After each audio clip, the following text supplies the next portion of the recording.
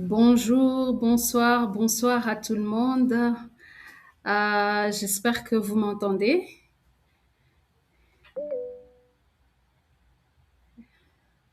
Super, super, super. Alors, vous êtes le bienvenu ici. Je suis très, très honorée, très contente de nous voir encore nombreuses et nombreux ce soir pour notre session sur les ados. Encore une fois de plus, je sais que nous avons déjà eu une session comme ça avec un de nos psychologues, le père Henri. Et donc, encore une fois de plus, merci d'avoir pris de ce temps pour venir nous entretenir, encore échanger, partager nos expériences, partager nos connaissances sur la question de comment accompagner nos enfants adolescents face à ces grands défis que représentent les réseaux sociaux. Bienvenue à chacun, à chacune d'entre vous. Ce soir, nous allons faire comme nous avons fait la fois passée. Donc, rapidement, si nous pouvons nous présenter dans le chat, donc dire qui on est et voilà de quel pays ou à partir de quel pays est-ce que nous suivons cette session. Rapidement dans le chat.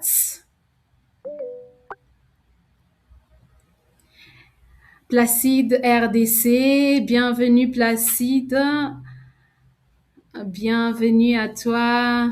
Robert RDC, Paulin RDC, Maggie RDC, Rosalie RDC, Goma, Bienvenue, bienvenue. Alors, Florence Uganda, Barbara Issou, RDC. Bienvenue, Lucien, RDC Goma. Justin, RDC Kinshasa. Bienvenue, bienvenue à tout le monde. Est-ce qu'il y a d'autres personnes qui... Alors, moi, je participe à partir du Kenya, de Nairobi. Serge à partir de Goma, RDC. Euh,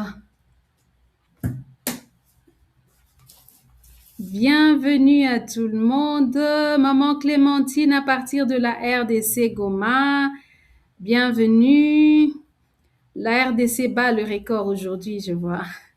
Ben, comme toujours, hein. Bienvenue à tout le monde.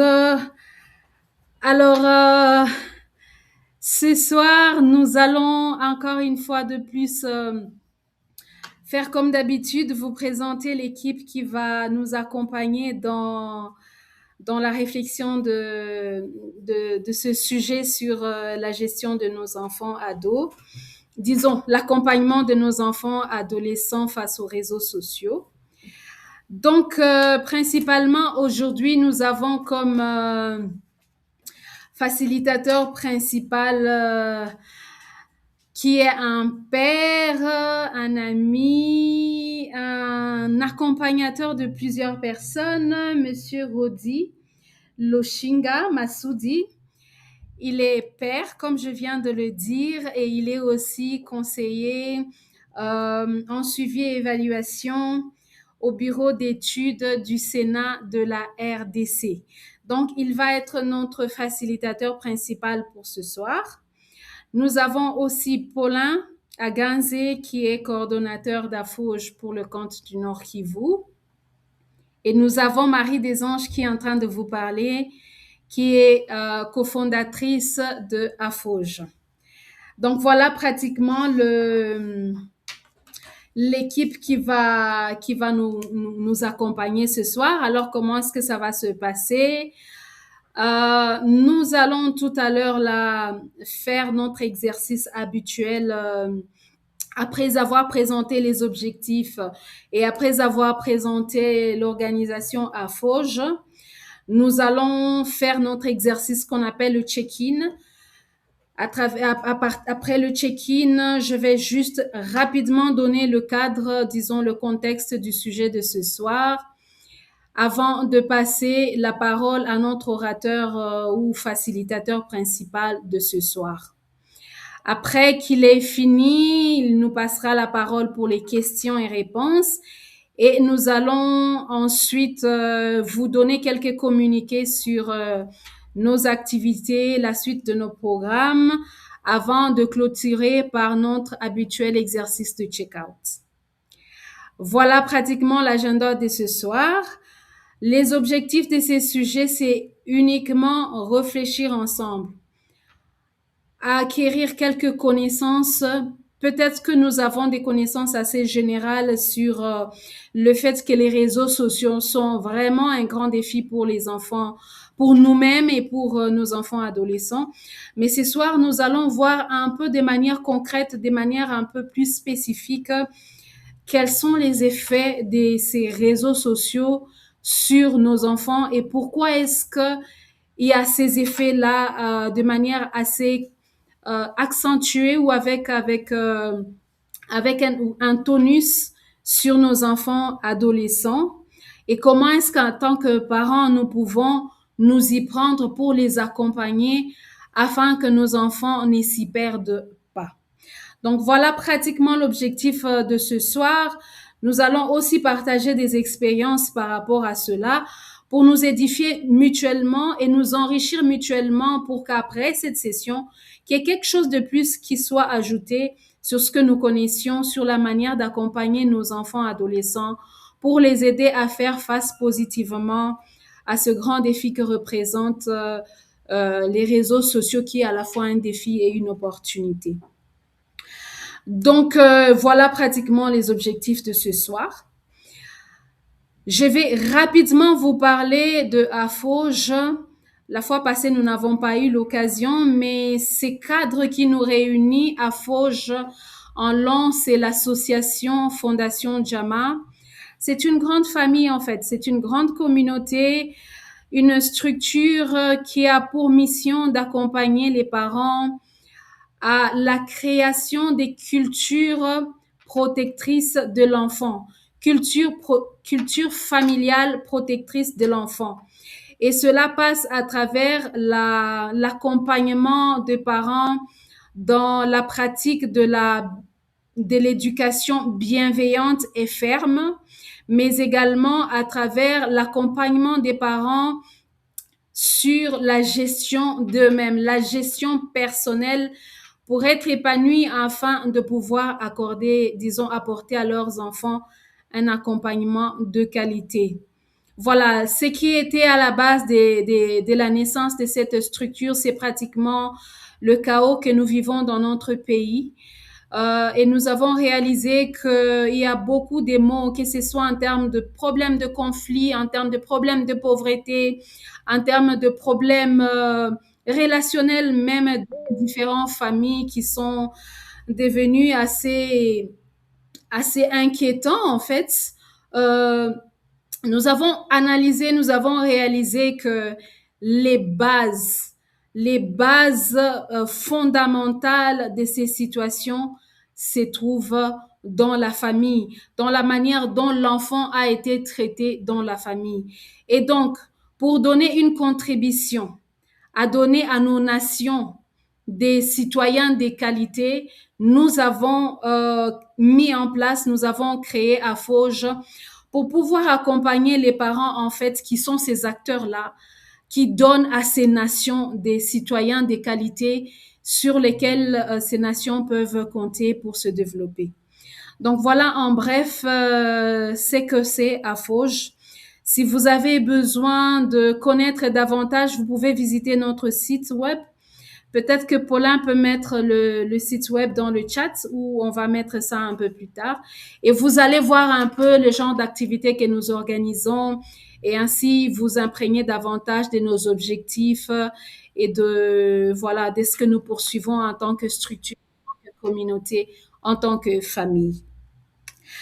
Voilà, donc rapidement, je vais nous demander d'écrire dans le chat hein, pour faire notre habituel exercice avec d'abord principalement qui vous êtes dans le sens où est-ce que vous êtes parent, est-ce que vous êtes un célibataire et juste dire je suis parent ou je suis célibataire et avec quoi vous venez dans cette session. Par exemple, moi, je viens avec beaucoup de bienveillance et comme d'habitude, beaucoup d'amour pour chacun d'entre vous. Et je viens aussi avec beaucoup de curiosité pour savoir, pour voir comment est-ce que cette session va se passer et en quoi est-ce que cela va aider les parents. Et à quoi je m'attends par rapport à cette session. Je m'attends à ce qu'il y ait beaucoup plus de participation et que cette session soit vraiment aidante pour chacun d'entre nous. Voilà un peu l'exercice que nous allons faire. Nous allons faire ça dans le chat. Je ne sais pas si Paulin peut faire déjà l'exemple dans le chat pour montrer comment on va procéder. Donc, je suis parent. Je viens avec beaucoup de curiosité sur le sujet et je m'attends à mieux comprendre comment peut-être gérer mon adolescent face aux réseaux sociaux. C'est juste un exemple. Donc, rapidement dans le chat, si on peut faire cet exercice-là, ça sera très aidant. Merci à vous. Rapidement.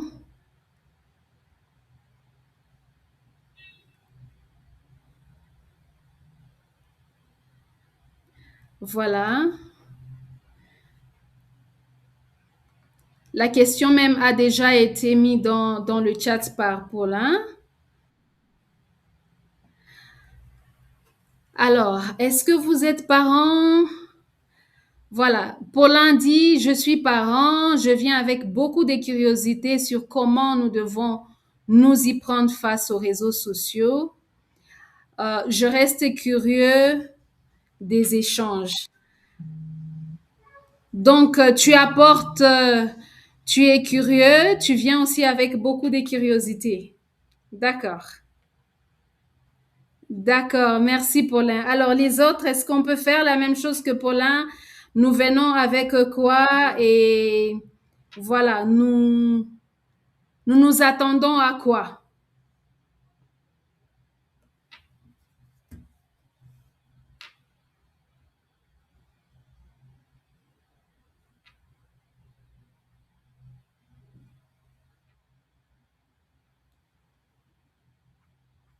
Nous nous attendons à quoi et nous venons avec quoi?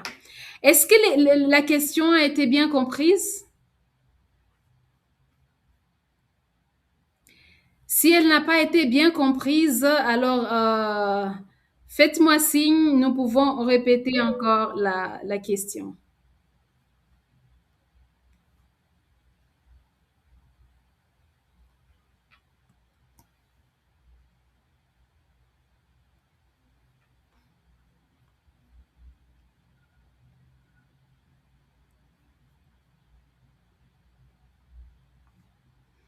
Alors, maman Lydie, je suis parent, je viens apprendre comment gérer mes adolescents face aux réseaux sociaux. Ça, c'est l'attente. Et avec quoi vous venez, maman Lydie? Maman Clémentine, je viens avec beaucoup de curiosité à découvrir cette gestion des adolescents avec attention. Donc, maman Clémentine vient avec beaucoup de curiosité, avec beaucoup d'attention aussi. Elle s'attend à savoir comment gérer les ados face aux réseaux sociaux. D'accord. D'accord, maman Clémentine. Merci beaucoup. Alors,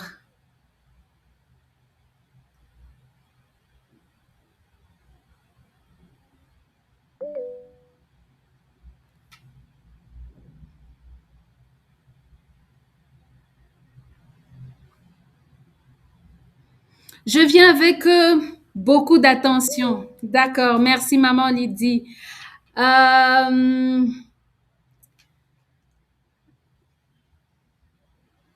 il y a aussi Rosalie, je suis parent, je viens avec beaucoup d'amour. Nous les recevons, maman Rosalie, que je porte. Ah, je pensais que c'était pour nous aussi. Bon, it's okay. Je viens avec beaucoup d'amour que je porte à mes enfants et j'apprends beaucoup des expériences. Je viens, ok, apprendre beaucoup des expériences d'autres parents sur cette question des enfants et des réseaux sociaux. Super. D'accord, maman Rosalie.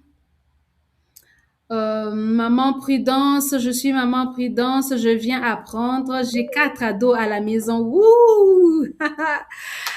Beaucoup de courage, maman Prudence. Alors, il y a aussi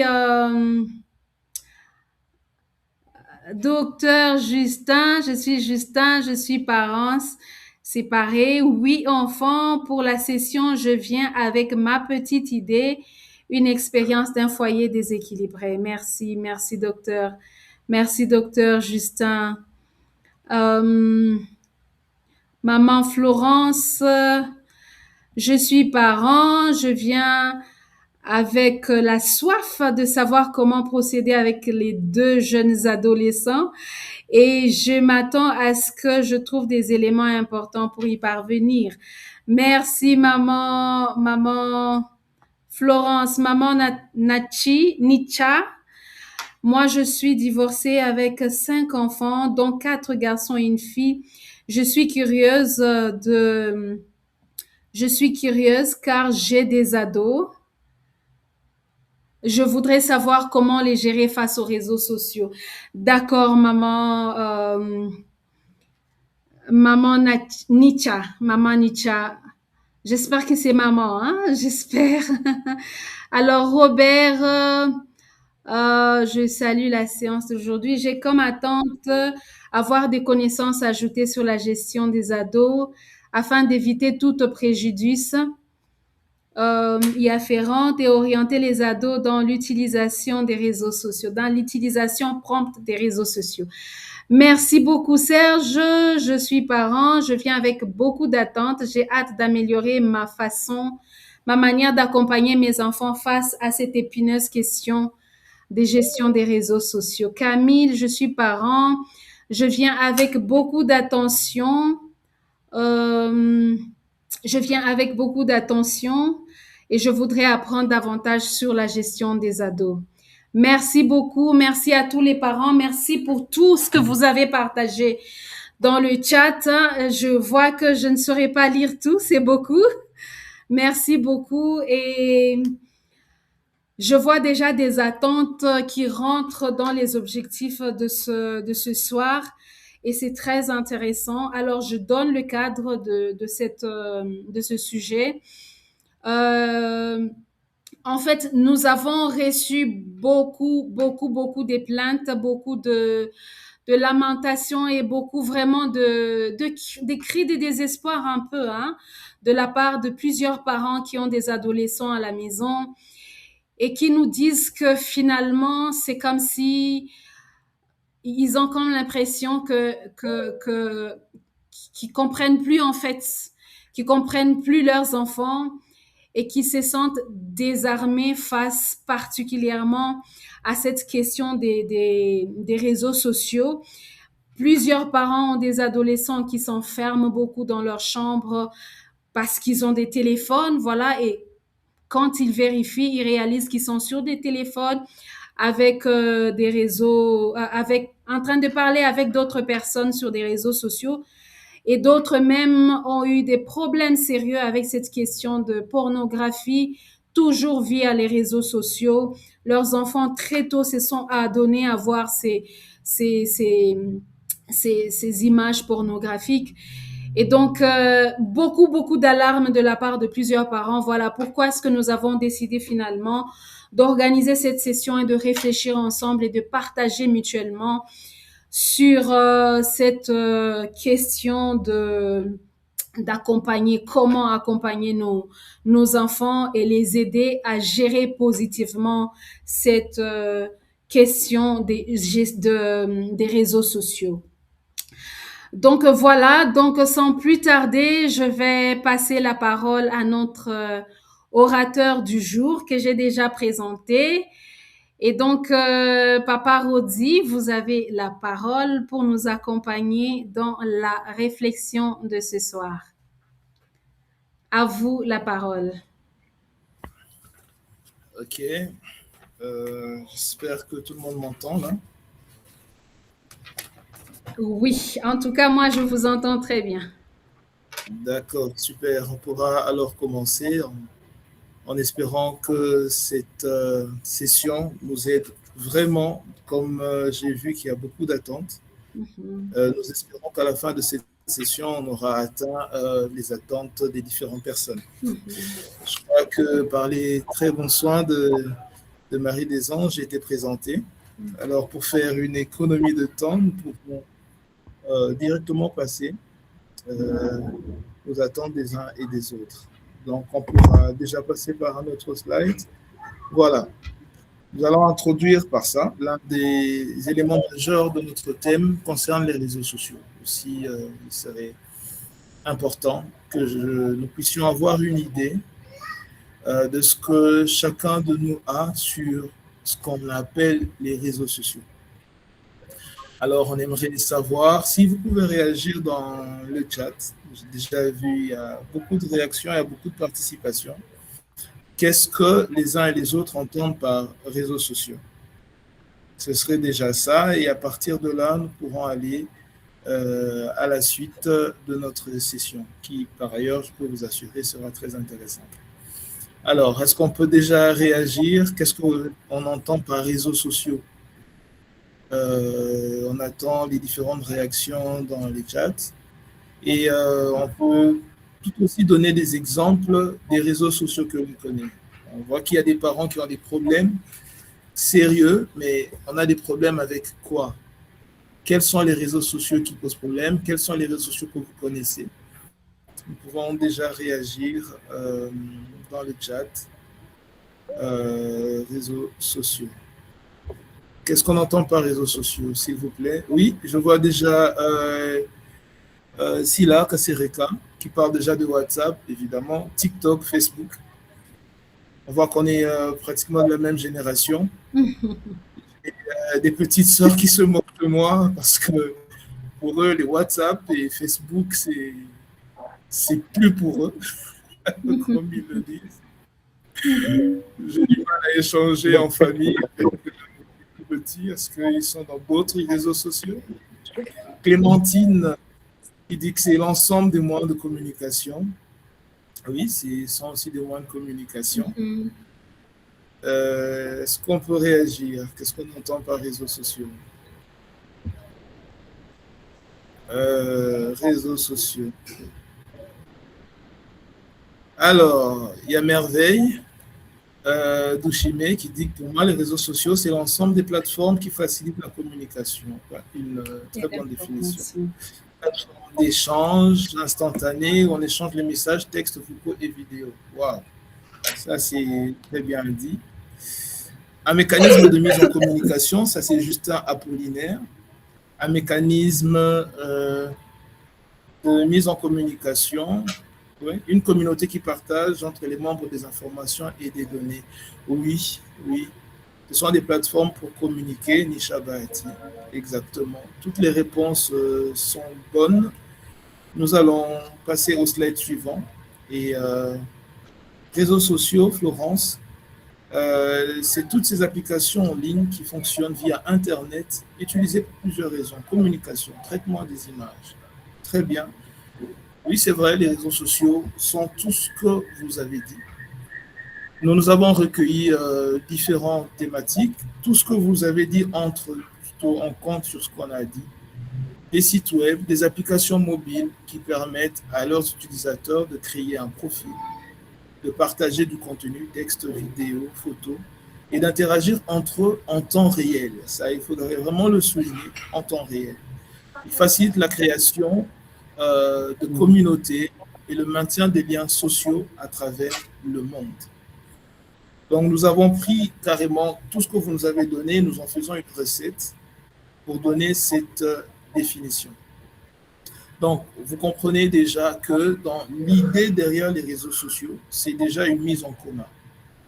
Alors, une mise en commun qui souvent n'est pas filtrée. C'est une mise en commun des gens qui ne se connaissent pas et qui se découvrent. Lorsque les gens se découvrent, il y a toujours cette mouvement-là, on veut en savoir davantage et tout et tout. Et on comprend pourquoi les gens s'intéressent à ça. Vous savez, on a en nous tous ce désir-là de découverte, ce désir de nouveauté, ce désir de nouvelles choses. Et nos enfants en sont pratiquement les plus utiles. On a parlé d'une création de communauté. Du coup, on se rend compte que au-delà de la famille, des gens qui sont dans une même maison, on réalise que le monde actuel est en train d'ouvrir des perspectives vers d'autres familles qu'on appelle des familles virtuelles. Et souvent, nous nous rendons compte que nos enfants, nos adolescents, sont plus emportés par des familles où on ne voit que leurs qualités. Et non pas dans des familles où papa, maman lui dit ne fais pas ça, écoute, ne fais pas ça. Une famille où ils ne savent pas filtrer leur image les intéresse apparemment moins qu'une famille où ils peuvent ne présenter que ce qui est apprécié et ce qui permet un retour d'appréciation. N'est-ce pas? Alors, le slide suivant, Marie, où on voudrait comprendre que représentent réellement les réseaux sociaux pour ces adolescents-là, différemment de nos familles. Alors, vous remarquez que c'est déjà un espace de socialisation où ils restent connectés en permanence avec leurs amis et jamais d'ennemis. Dans les réseaux sociaux, on reste connecté avec des amis, pas avec le grand frère qui vient de crier sur moi. qui crée ce qu'on appelle les ondes négatives, bad vibes pour certains. Et là, on n'a que des amis. Et qui crée une culture commune d'appartenance à un groupe. C'est-à-dire, différemment d'autres, il choisit sa famille. Et il choisit sa famille par rapport à des paramètres qui lui plaisent lui, dans des paramètres de confort, dans ses défauts. Il est là, il a fait son choix, contrairement à la famille biologique où on ne lui a pas demandé de faire un choix. Alors, c'est aussi un moteur de construction identitaire. Et ça, c'est très important. Ils testent leur rôle, contrôlent leur image, cherchent la validation sociale des pairs. Vous avez entendu, il y a toujours cette recherche de validation sociale des pairs. Alors, du coup, on est en quête des likes. Imaginez-vous une famille où tout ce que vous faites, on vous dit « Ah, c'est super, très bien ». Et là où vous avez des défauts, personne ne sait parce que vous avez le moyen de les cacher. Une famille taillée sur mesure, c'est un rêve. Voilà. Il y a aussi un espace d'information et d'appartenance. Il leur servent de moteur de recherche, de canal d'actualité, d'espace de sensibilisation ou de militantisme. Comprenez que selon leur propre but, ils peuvent faire leur choix. Et ça, ce sont ce qu'on peut appeler les points qu'ils trouvent positifs pour ce qui les pousse à rester dans les réseaux sociaux. Ils maintiennent leurs amis, ils ont ce sentiment d'appartenance à une communauté. Ceux qui sont isolés peuvent se choisir une famille taillée sur mesure. Ceux qui ont des défauts choisissent des familles juste adaptées même à leurs défauts. Comprenez que c'est carrément un rêve. On peut passer au slide suivant. Alors, qu'est-ce qui se passe? Et ça, c'est un piège pour les réseaux sociaux. Nous sommes en train de parler d'adolescents. Vous savez, je sais qu'il y a eu des sessions précédentes où on a vraiment parlé de l'adolescence, on a parlé de la puberté, et pour économiser le temps, je n'y reviendrai pas. Mais ce qu'il faudrait, là où on doit s'appuyer ici, c'est de savoir que nous sommes en face des personnes qui ont un handicap quelque part, si je puis le dire. En fait, il y a une immaturité du contexte préfrontal. Ce qui fait qu'ils sont en quête d'émotions. C'est le siège du plaisir immédiat. Donc, n'ayant pas encore la capacité cérébrale pour mesurer les conséquences à long terme, à cause de l'immaturité de ce contexte préfrontal, l'adolescent, le pubère, peut même publier des photos.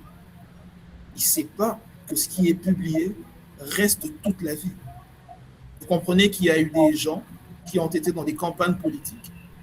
Et dès que leur nom est apparu, ils n'ont pas compris comment est-ce qu'on a pu trouver des photos qui salissent leur image, mais des photos datant d'il y a quelques années.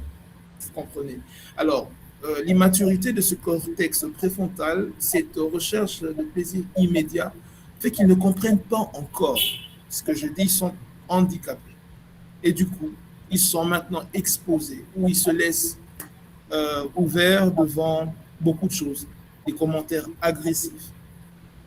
Vous comprenez? Et sans comprendre que l'empreinte numérique, comme on le dit, les font des sujets au cyberharcèlement. Peut-être qu'on va y revenir. Le slide suivant est en train de nous montrer justement ces risques-là. C'est-à-dire qu'il y a le risque d'être fragilisé dans leur santé mentale.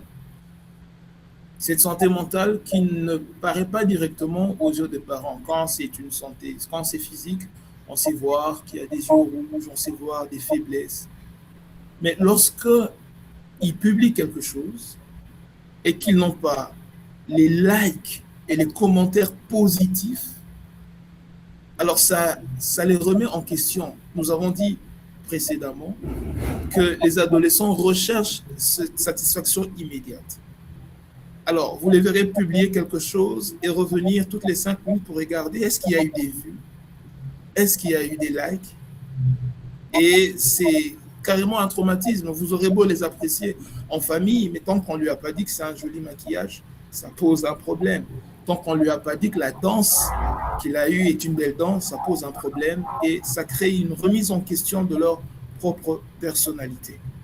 Il y a l'anxiété, il y a la dépression et il y a eu des études qui l'ont prouvé. Lorsqu'on parle du cyberharcèlement, c'est des harcèlements qui passent justement par le monde, par les réseaux sociaux. C'est-à-dire que le papa ne sait pas qu'il y a un enfant dans sa chambre qui est en train de se faire insulter à cause des boutons qu'on a vus, qu'il a publiés sans comprendre qu'il y a des gens qui peuvent juste s'attarder à ce bouton-là pour l'insulter. Et vous voyez un enfant qui sort de la chambre, qui n'a plus d'appétit, qui ne sait plus manger.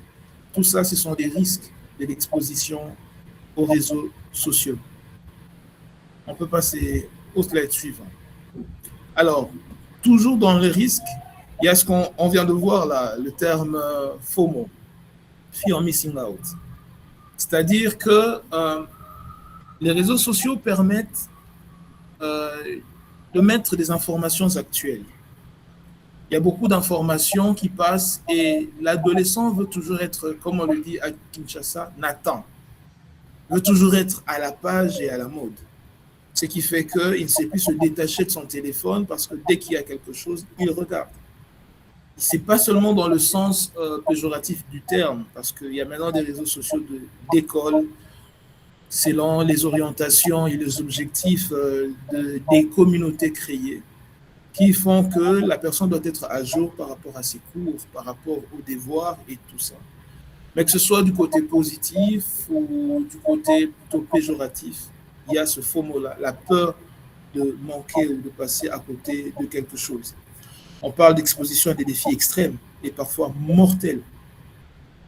Je souhaite vraiment, vraiment que les enfants ne puissent pas être exposés à ça. Aujourd'hui, il y a des défis qu'on se lance sur les réseaux sociaux. Il y en a même eu où il y a eu des enfants qui sont morts.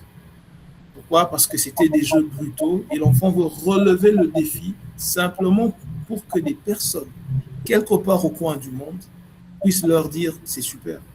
Et croyez-moi, plus le commentaire vient de loin, plus on se sent international. On sent qu'il y a une notoriété qu'on a. Et là, je parle comme des adolescents. Donc, vous comprenez que ce genre de validation est en train de créer des problèmes réels que nous vivons dans nos familles, alors que c'est juste une validation des choses qui sont virtuelles. Et vous comprenez que lorsqu'on associe l'handicap sur le plan cérébral et ce que leur offrent les réseaux sociaux, vous comprenez que ce sont des gens qui ont réfléchi et qui exploitent cette faille de développement à l'âge adolescent et pubère aussi, pour que ces enfants, ces jeunes soient focalisés et addicts sur des contenus qui sont en train de publier. Alors, le slide qui va suivre va vous dire que l'exposition n'est pas la même selon le matériel utilisé. Je crois que c'est très bon à noter pour les parents parce que lorsqu'on a un ordinateur familial, lorsqu'on a un PC, on comprend que les parents sont là. C'est-à-dire que le PC, il est situé quelque part, il y a un temps limité et c'est un endroit où tout le monde peut passer. On ne peut pas, aucun parent être vraiment responsable ou qui a le temps pour faire un suivi dans sa famille ne pourra accepter que son enfant de 15, 13, 12 ans puisse rester jusqu'à 1h du matin au salon seul devant un ordinateur. Vous voyez, à moins que ce soit dans sa chambre aussi, il y a quand même certains éléments qui changent selon l'endroit. Mais plus l'outil est exposé à la merci des vues de tout le monde, moins l'enfant sera addict. Pourquoi? Parce qu'il y a une certaine limitation. De là, on comprend que passant du PC à son smartphone, l'exposition est moins ou plus grande, selon le niveau d'intimité que ce jeune a par rapport à l'outil qu'il utilise. Alors, nous comprenons qu'on va du PC au smartphone, passant par la tablette, où on passe de l'exposition faible à une exposition critique qu'on appelle zone rouge d'exposition à cause des smartphones. Ils l'ont sous leur couette en chambre, dans la salle de bain, ils vont avec partout. Donc on comprend que le niveau d'exposition est différent selon que nous sommes dans un matériel plus exposé ou un matériel plus intime. Alors, il y a eu des recherches qui ont été faites à ce sujet-là. Et il y a des recherches plus récentes que je pourrais peut-être mettre dans les chats, qu'on pourra voir. En 2010, il y a le professeur Twenge qui a remarqué qu'il y avait plus de 50% de hausse d'état dépressif chez les jeunes. Plus de 50%. Et là, je suis en train de dire qu'il s'agit de 2010. Pourquoi? Parce que c'est vers ces années-là que l'accès aux smartphones en Occident a été de plus en plus libéralisé pour les jeunes. Et comprenez qu'il y a eu une hausse en même temps. Et on comprend qu'il y a eu un effet immédiat par rapport à cela. Grâce à la généralisation des smartphones, au lieu que les enfants soient plus ouverts, plus heureux, ils ont été plus dépressifs. Il y a un problème sérieux par rapport à l'image corporelle.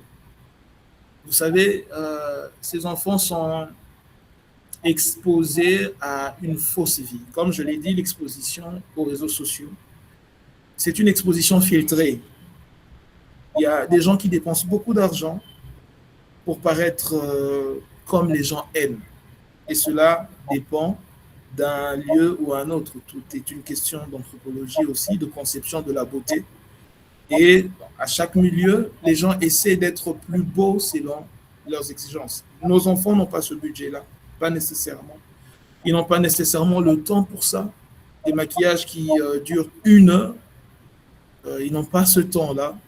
Alors il y a une quête vers le vouloir être beau et les recherches montrent qu'il y a une aggravation de l'insatisfaction corporelle chez 32% des adolescents. Ils ne se sentent plus bien dans leur peau parce qu'ils veulent être beaux vis-à-vis des Américains, ils veulent être beaux vis-à-vis de ceci et de cela. Et un autre grand problème, c'est par rapport au sommeil. L'ANSET montre que simplement, écoutez-moi bien, c'est assez compliqué, 3 heures par jour sur les réseaux sociaux amputent le sommeil profond nécessaire à la croissance. 3 heures sur les réseaux sociaux. Wow. Alors, chers parents, la question que je pourrais vous poser, c'est, vous pouvez réagir dans les chats, combien de temps vos enfants passent sur leur téléphone, à la maison, enfermés dans leur chambre, parfois simplement parce que vous voulez être calme.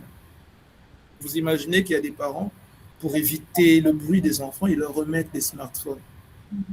Alors, comprenez que seulement 3 heures a des conséquences sérieuses sur le sommeil nécessaire à leur croissance.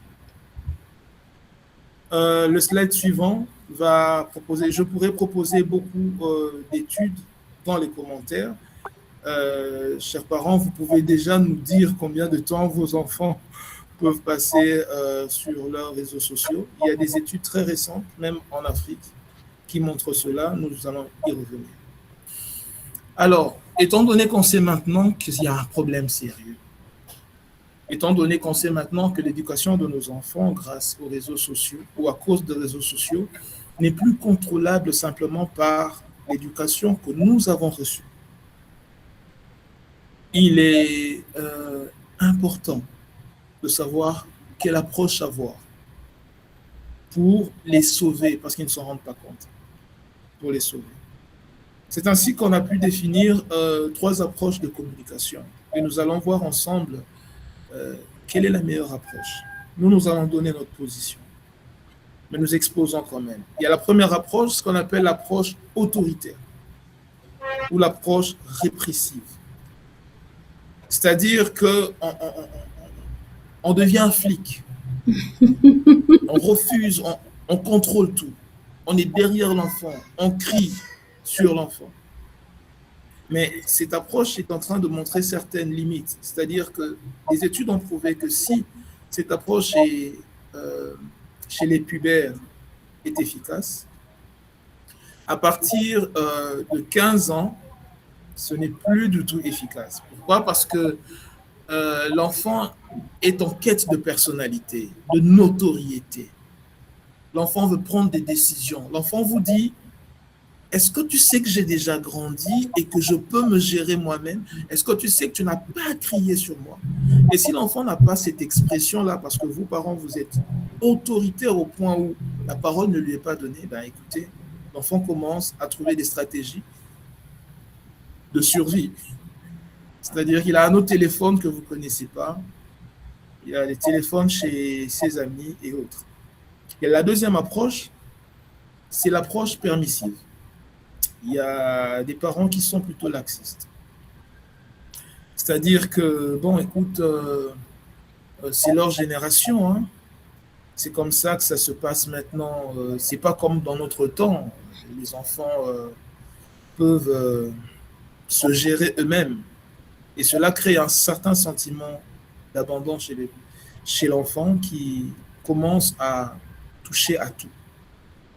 Vous comprenez? L'enfant est livré aux algorithmes. Les algorithmes, c'est-à-dire, ce sont des systèmes informatiques qui permettent de faire des analyses qu'on appelle prédictives, c'est-à-dire qui vont s'aligner sur ce que l'enfant aimerait voir. Vous laissez l'éducation de votre enfant à la technologie qui va lui donner ce qui est bon selon lui. Et ce qui est bon n'est pas toujours bien. Mais l'algorithme ne voit pas ça. L'algorithme voit que c'est bon pour lui, mais ne sait pas penser que c'est bien pour lui. C'est à nous de savoir ce qui est bien et de savoir toujours interdire. Et il y a la troisième approche, c'est l'approche démocratique. C'est une approche communicative où on construit une méthode avec l'enfant. J'aimerais rappeler que le précédent thème que vous aviez reçu, c'était la gestion des adolescents. Il y a quelqu'un qui réagit, ou je ne sais pas trop. C'est la gestion des adolescents. Et il vaudrait mieux comprendre une chose, les adolescents, on ne les gère pas. On peut gérer un système, mais pas une personne qui est en train de... pas un humain. On l'accompagne plutôt. C'est ainsi que nous préconisons, dans le slide suivant, on le dit très bien, nous préconisons plutôt l'approche démocratique ou l'approche communicative, qui est pour nous la meilleure approche, qui consiste à fixer des règles claires et des règles négociées, tout en s'intéressant sincèrement à ce que l'adolescent fait. Les questions qui peuvent être posées sont du genre « montre-moi ce que tu aimes sur TikTok ». Je le fais avec mes enfants. Mais pourquoi ça te fait rire? Est-ce que ça t'apprend quelque chose? Quelque part aussi pour comprendre qu'est-ce qui est vraiment, quel est l'intérêt de l'enfant. D'accord. Alors, il y a des exemples concrets de dialogue. On parle par exemple de couvre-feu numérique. Un certain couvre-feu, vous savez, pour ceux qui ont connu la guerre, souvent, il y avait ce couvre-feu-là où on disait aux gens, pour leur propre sécurité, de ne pas être dehors à 18h ou à 19h. C'est autoritaire, mais bienfaiteur.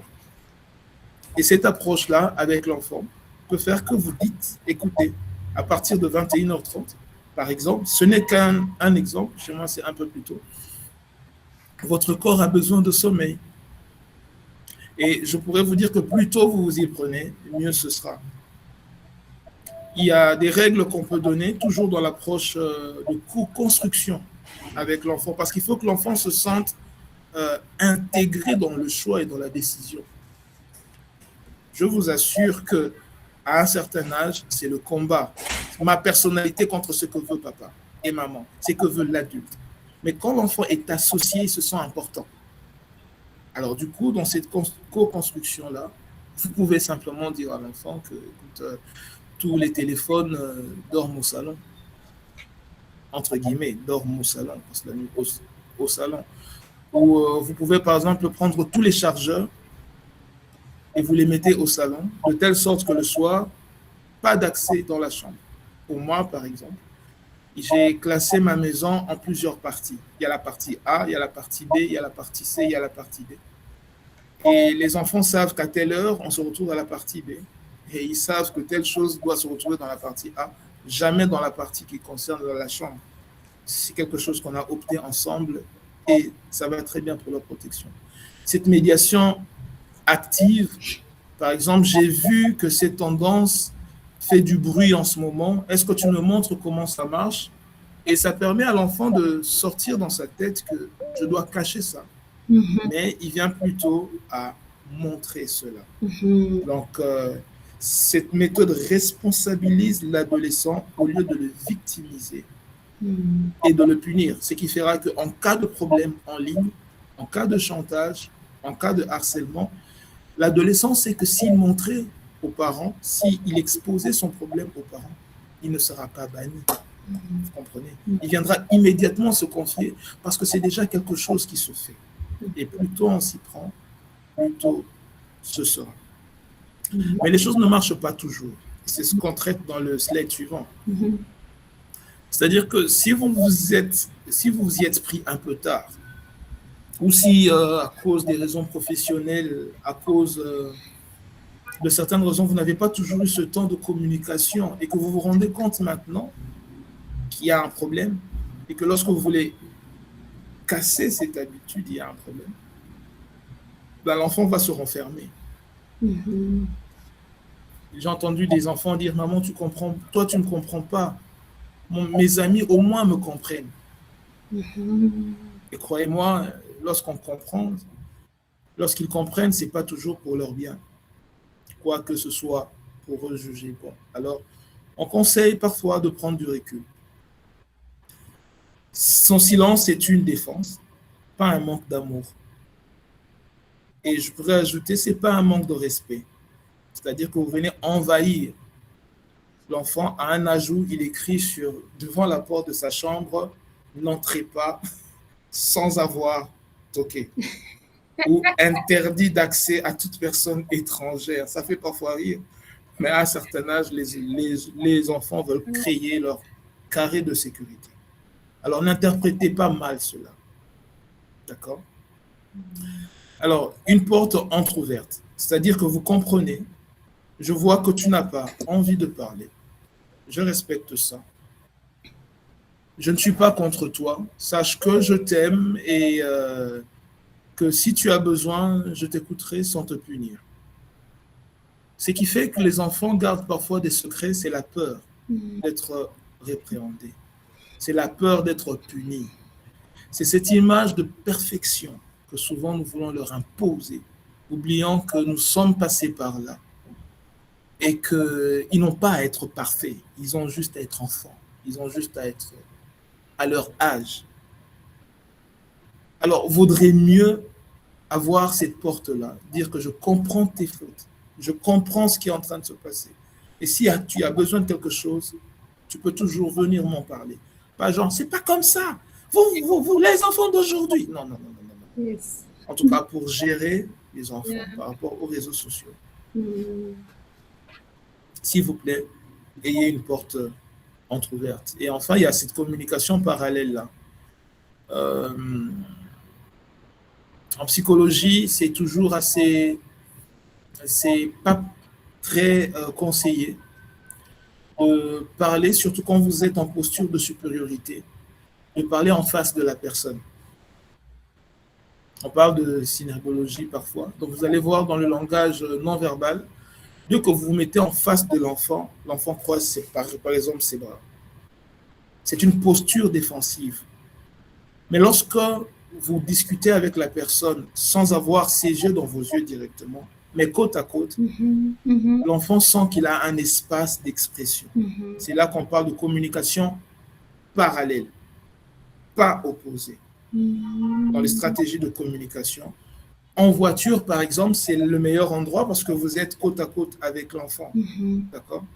Ou encore, si dans l'échange, il y a des tensions, parce qu'on sait percevoir dans l'intonation de la voix, on sait percevoir parfois qu'il y a une colère, une déception. Et les enfants savent percevoir cela. Si vous sentez qu'en parlant, c'est compliqué, écrivez. D'accord? Parce que c'est vraiment un domaine d'addiction, c'est vraiment un domaine compliqué. Alors, nous sommes face à une addiction, comme je viens de le dire. Vous savez, quand on parle d'addiction, même les adultes sont victimes de ça, d'addiction. On n'arrive pas à se débarrasser de ça. On est esclave de cela. L'exemple, par exemple, c'est quand on est fumeur.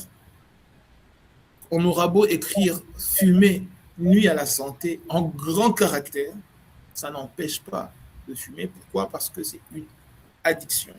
Il y a de la dopamine derrière ça et c'est difficile d'abandonner. Alors, il y a des signes d'alerte par rapport à cette addiction-là. Peut-être que vous ne le savez pas, mais l'enfant est déjà très addict. Pendant que vous pensez qu'il est en train d'étudier, il est dans les réseaux sociaux. Alors, une des manières de savoir s'il s'agit d'une addiction, écoutez, essayez le mode sevrage. Essayez de prendre le téléphone pour quelques jours. S'il y a des crises de colère, comprenez qu'on est déjà en face d'une addiction. Wow. On est déjà en face d'un problème sérieux. Vous pouvez remarquer, par exemple, une chute dans les notes de l'enfant, surtout quand il vient à peine d'avoir son premier smartphone. Il y a tellement de temps, et on a dit 3 heures d'exposition simplement nuit à la quantité de sommeil, à la qualité de sommeil. Il y a une chute dans les notes par rapport à cela. Il y a des modes de prévention. Comme je l'ai dit plus tôt, on s'y prend mieux c'est. Pas de smartphone avant 12-13 ans. Je crois que c'est en Suède, il y a un pays où le smartphone est carrément interdit avant l'âge de 16 ans. Wow. Ils ont voté au Parlement cela, qu'avant l'âge de 16 ans, l'enfant n'a pas le droit de posséder un smartphone. Imaginez-vous sur base de quelles données probantes, de quels faits ils sont arrivés à cette conclusion-là. Alors que pour nous, encore en ce moment, c'est un cadeau qu'on fait à l'enfant pour son émancipation. Mais nous conseillons qu'avant l'âge de 12-13 ans, pour d'autres c'est déjà 16 ans, pas de smartphone, des nuits sans écran et leur parler des pièges des algorithmes. D'accord? Il y a aussi la guérison pour ceux qui sont déjà dedans. Je l'ai dit, il faudra pour cela parler. Écoutez, ça ne sert à rien, ça ne sert vraiment à rien de manifester de l'autorité par rapport à un problème d'addiction. Là, l'adolescent est en mode survie et en mode survie, on cherche toujours des solutions alternatives pour éviter le conflit et rester dans ce qu'on aime faire. Alors, il faut vraiment un contrat de détox négocié. D'accord? La technologie n'est pas seulement un outil qui expose à des dangers, mais il offre aussi des solutions. Je vous propose par exemple la Family Link, d'accord? De remplacer le vide par des activités réelles, de passer le relais si vraiment vous avez des problèmes de passer le relais, d'accord? On est en train de chuter, on est en train de terminer. Moi, je veux vous donner un exemple chez moi. Ça fait combien? Ça fait 9 mois. Ça fait 9 mois qu'il n'y a pas de télé à la maison. 9 mois. C'est assez dur, c'est assez fort, mais ça fait 9 mois qu'il n'y a pas de télévision à la maison. Ça fait 9 mois que j'ai suspendu tout ce qu'il y a comme Wi-Fi. Et vous savez ce qu'il y a comme résultat? Bon, c'est vrai que j'ai des enfants qui sont en préadolescence. Ben, ils ont 94% de poids. Lorsqu'ils trouvent qu'il y a un vide dans la télé, ils prennent des crayons, ils dessinent, ça améliore leur écriture. Et lorsqu'ils doivent regarder des écrans, on filtre parce que c'est le téléphone de maman ou c'est le téléphone de papa qui regarde. Et on insiste sur le contenu. Donc c'est pour dire que ce qu'on est en train de dire, c'est pas seulement une théorie, mais c'est vraiment pratique. Nous parlerons d'autres solutions pour la suite. Alors, 4 règles d'or, et je crois qu'on est déjà en train de finir, n'est-ce pas, Marie? Oui, Il y a 4 règles d'or pour protéger nos enfants que nous proposons. Mais nous pouvons toujours aller plus loin et nous adapter aux circonstances. Par exemple, 0 écran de la chambre la nuit. Please, please, s'il vous plaît. Quand nous disons 0 écran, c'est 0 écran, s'il vous plaît. Télé, PlayStation, dans la chambre de l'enfant, ça paraît moderne, ça paraît fashion, mais ce n'est pas bon du tout. Je peux vous dire que des enquêtes ont prouvé que les propriétaires de Google ou autres, tout ce que vous connaissez comme réseaux sociaux, isolent leurs enfants de l'exposition à Internet le maximum possible. C'est vraiment sérieux ce que je vous dis. Pas de télé dans la chambre des enfants. Si cela est possible, vraiment faites-le. Pas de chargeur de téléphone et de tout ça dans les chambres. C'est une proposition. Tous les chargeurs restent au salon. Comme ça, quand ils sont le bas. On va voir comme ça. Une corrégulation progressive. C'est-à-dire, plutôt on se prend, par exemple, pour les pubères, il faut vraiment un cadre de protection. Je vous l'ai dit, chez moi, il n'y a pas de télé.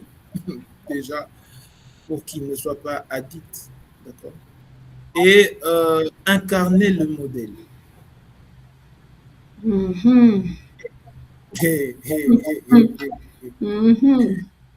Mon enfant me dit papa, pas de téléphone à table. On n'a pas toujours le temps, parfois il y a des messages pour des raisons de travail. Mais il faut être un modèle. Pas de téléphone, s'il vous plaît. Parce que les enfants vous écoutent, mais font ce que vous faites. Ils vous écoutent, mais ils font ce que vous faites. D'accord? Alors, nous devons être les modèles de ce que nous voulons voir chez nos enfants. Si en tant que parents, nous sommes tout le temps scotchés à nos écrans, l'enfant est en train de parler et tu es là, ah oui, oui, oui, oui. Qu'est-ce que tu dis déjà? Ben voilà. Attends un peu. Il trouve que déjà, vous donnez plus d'importance à votre famille virtuelle qu'à la famille réelle. Et chez eux, ça sera naturel. C'est-à-dire que plus un comportement est hérité des ascendants, plus ce comportement devient inné. Comprenez que nos enfants sont plus exposés par notre comportement. D'accord. Et le 4e point, c'est apprenons à valoriser le monde réel.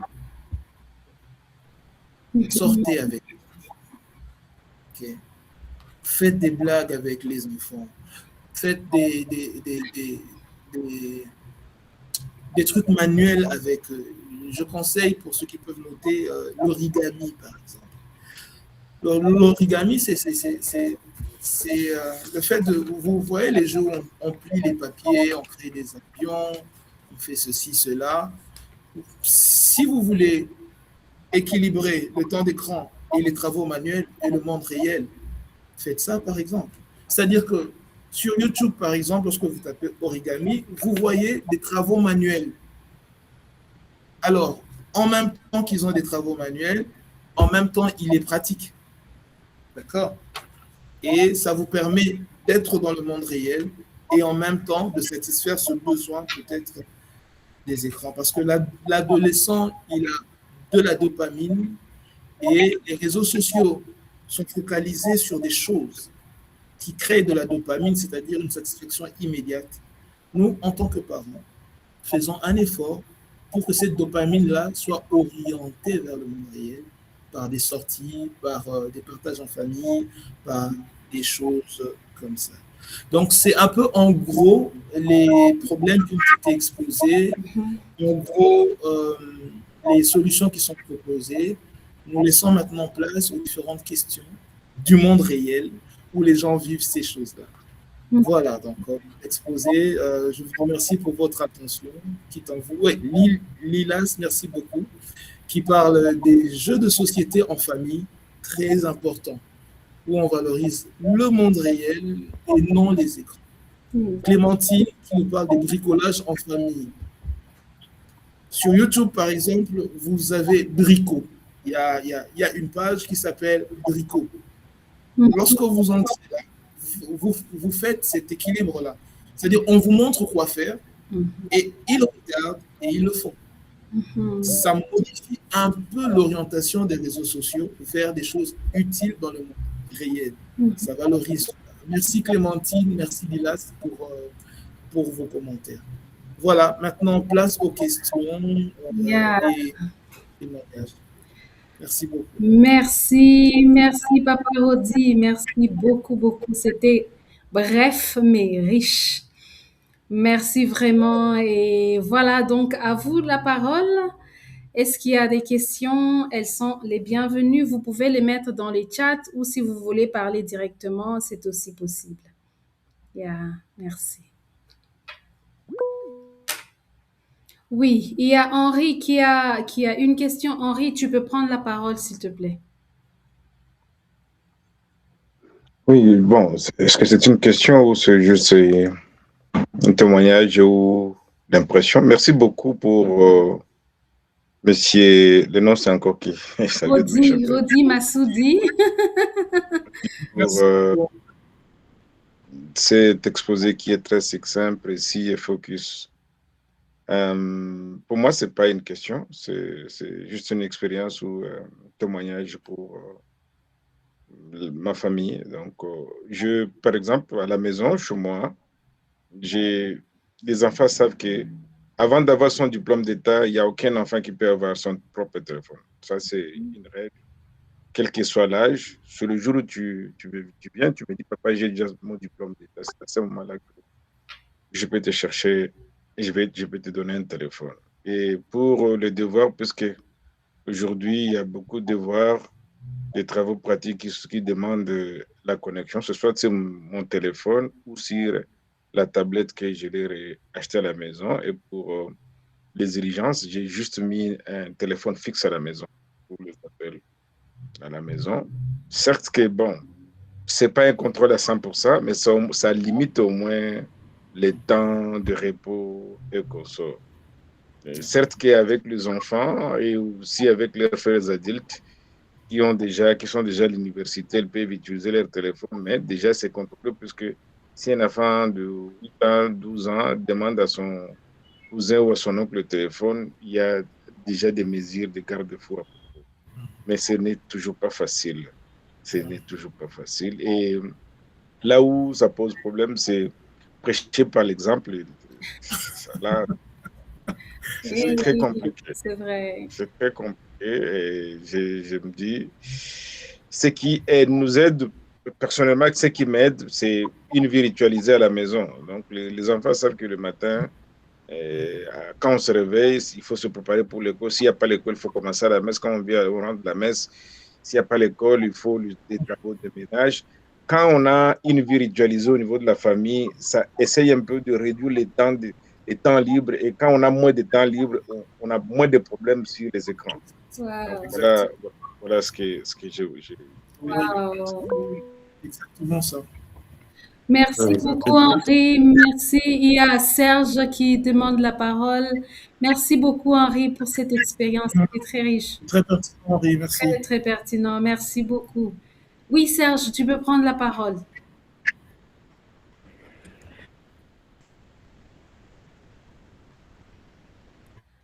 Serge, tu peux prendre la parole. J'espère que En passant, je les salue. Ça fait tellement longtemps. Ah oui. Vous m'entendez? Oui, on entend. Merci beaucoup. Alors, moi, je voudrais réagir au propos de l'ami qui vient de réagir. En fait, moi également, j'avais instauré cette règle, pas de téléphone avant 18 ans. Et j'avais pris toutes les dispositions pour que cette règle soit respectée. Seulement, je me suis rendu compte que nos enfants trouvent toujours des moyens pour contourner les règles que nous instaurons. Alors, comment j'avais procédé? J'avais un téléphone usé que je n'utilisais plus, qui était gardé dans mon tiroir. Et puis à un moment, j'avais remarqué que le téléphone avait disparu. Et ce n'est que en lui mettant la pression que nous avions remarqué que c'est elle qui l'avait pris et qui commençait à l'utiliser discrètement dans sa chambre.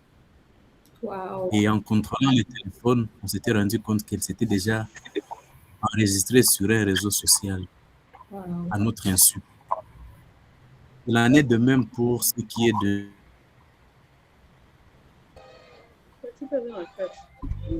Ce qui est de... ça, nous avons perdu. Ce qui est de quoi? L'utilisation de laptop, ordinateur. Je m'étais dit qu'à chaque fois qu'elle aurait des travaux donnés à l'école, elle utiliserait un laptop que j'avais mis à la disposition